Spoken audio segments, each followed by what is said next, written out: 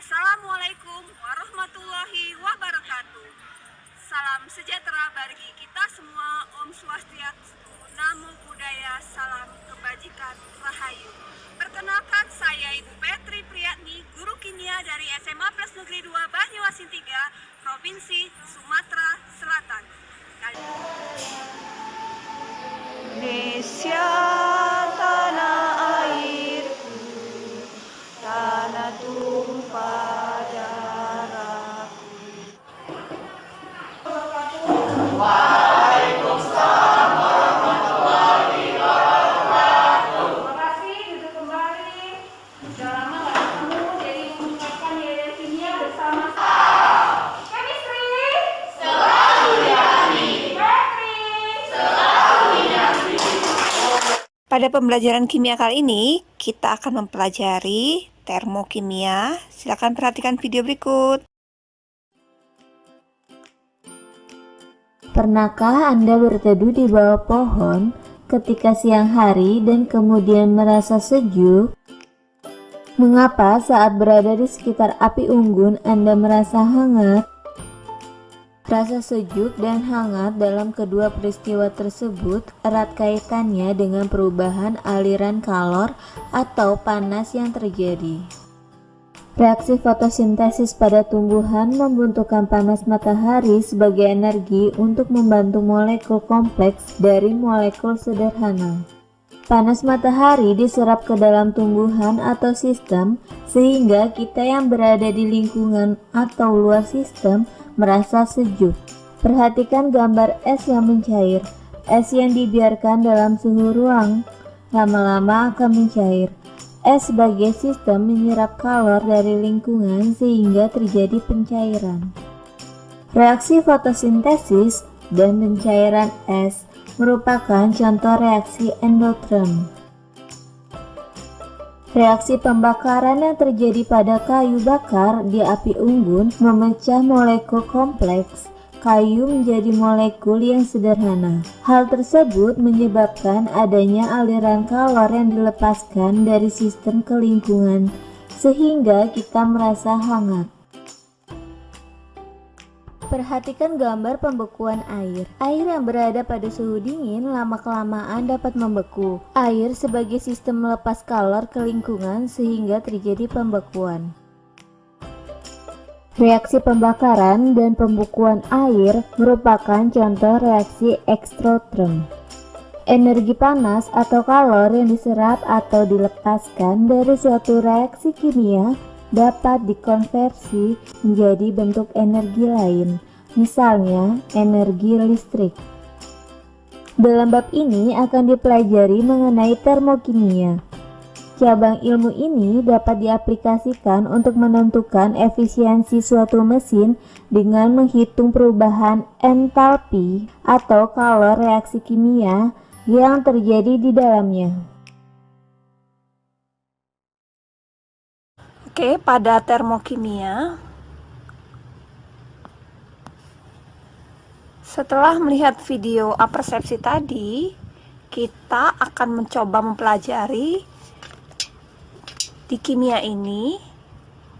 Bisa dilihat kan perbedaan antara es yang mencair itu dingin dibandingkan dengan kayu yang terbakar itu panas. Pada es yang mencair itu gelas mengalami pengembunan. Pembakaran kayu dan gelas yang mengalami pengembunan berhubungan erat dengan termokimia. Di sini akan kita bahas apa itu termokimia. Akan berhubungan dengan energi dan entalpi. Di mana bunyi dari hukum kekekalan energi adalah energi itu dapat berubah dari satu bentuk ke bentuk lain, tidak dapat diciptakan maupun dimusnahkan. Jadi energi itu sebenarnya tidak hilang karena dia selalu kekal, hanya bisa berubah wujud dari satu bentuk ke bentuk lain. Di termokimia kita mengenal istilah yang namanya entalpi dan perubahan entalpi. Entalpi itu sendiri adalah energi yang dapat diukur gitu kan. Di sini simbolnya adalah delta H. Oke, Bu Petri akan menjelaskan reaksi eksoterm dan reaksi endoterm.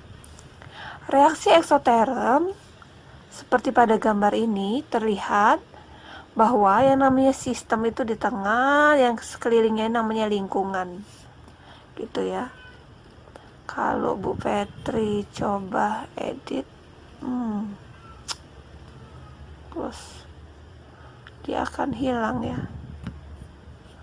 Oke. Kalau pada biasanya bisa coret-coret nih. Petri mau coret agak repot ya. Mana pensilnya? Alat coretan. Coretan itu adanya di mana ya? Stop dulu deh. Oke, nantilah kita lihat di sini. Pada reaksi eksoterm, cirinya delta H-nya positif, suhu sistem dingin karena delta hasil reaksi lebih tinggi atau lebih besar dari entalpi reaksi. Karena itu kita terlihat di gambar ini, kalor berpindah dari lingkungan menuju ke sistem. Dengan bahasa lain, kita menyerap kalor sistemnya. Yang kita lihat tadi pada es yang terasa dingin saat mencair. Contoh reaksi endoterm adalah yang pertama, reaksi antara barium hidroksida dan kristal amonium klorida dengan penambahan beberapa tetes air. Reaksi yang kedua antara amonium tiosianat dan barium hidroksida dekahidrat. Nih ya. Perbedaannya apa sih dengan reaksi eksoterm? Kebalikannya, kalau endoterm delta H-nya positif, pada eksoterm delta H bernilai negatif. Pada endoterm tadi suhu sistemnya dingin, sedangkan pada eksoterm suhu sistem panas. Di sini terlihat sehingga hasil delta H hasil reaksi lebih kecil dari delta H reaksi karena kita melihat ini gambarnya sistem yang di tengah itu ya. Pada sistem kalor berpindah dari sistem ke lingkungan, jadi keluar ya dari sistem, dia keluar ke lingkungan. Pada peristiwa pembakaran kayu, pembakaran propana, metana, kertas, itu yang kita pasti pahami. Ini ada diagram reaksi yang membedakan antara endoterm ini di atas dan eksoterm yang di bawah. Oke, bisa dilihat kalau endoterm keadaannya akan naik. Susah ya Bu Petri ini. Oke, nanti Bu Petri akan lebih rinci membedakan ini, kita lakukan dengan praktikum kimia di kelas. Kalau hasil reaksi dari pencampuran zat yang kalian lakukan itu suhunya naik, kita ukur dengan termometer, itu reaksinya eksoterm. Jika menggunakan termometer diukur suhunya turun, itu adalah kelompok dari reaksi endoterm. Itu membedakannya. Berikutnya kita akan membahas apa itu persamaan termokimia. Persamaan reaksi yang menyatakan jumlah mol dan keadaan fisik masing-masing zat, reaksi maupun hasil reaksi, serta perubahan entalpi delta H untuk reaksi yang bersangkutan disebut persamaan termokimia. Jika zat-zat yang terlibat dalam reaksi pada keadaan standar atau tekanan 1 atmosfer dan temperaturnya 25 derajat Celcius, maka perubahan entalpinya ditandai sebagai delta H. Ini kelanjutan nanti lebih rinci, kita fokus ke praktikum kimia dulu untuk pembelajaran kali ini. Semoga lebih paham terkait membedakan reaksi eksoterm dan endoterm. Demikian ya, ayo kita mulai praktikum kimia dengan alat dan bahan yang sudah disiapkan. Silakan.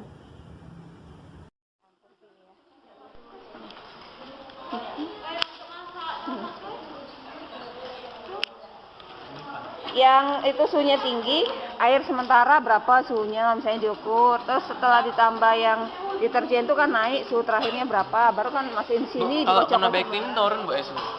Belum tahu juga, coba diamati, bisa jadi kan karena dia mengandung Cl kan, bisa jadi juga karena dia dingin. Kalau turun berarti endoterm kan, sebenarnya tidak melibatkan panas. Suhu makan itu tidak berubah. Kalau tidak panas berarti bukan exo, endo. Yang panas lah yang exo. Iya. Kalau dia tidak panas atau tidak turun berarti Iya endo. Pokoknya yang exo yang panas kayak itu biar gampang kita mendeteksinya. Tidak apa-apa. Kan kita mendeteksi apakah reaksi itu eksoterm atau endoterm.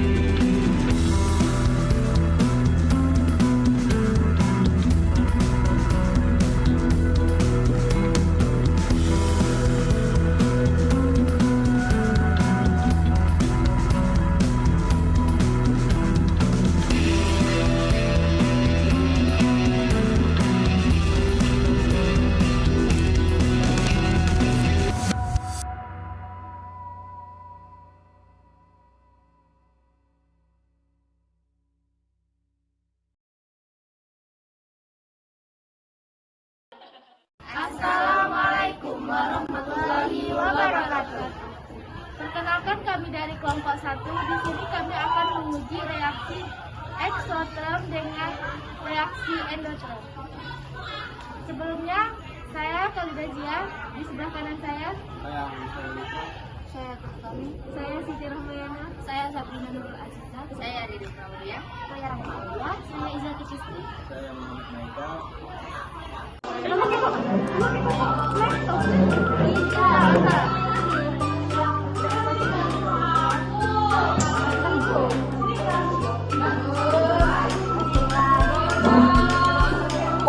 Terus ini apa?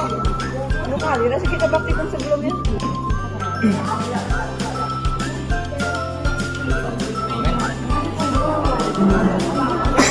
Lupa.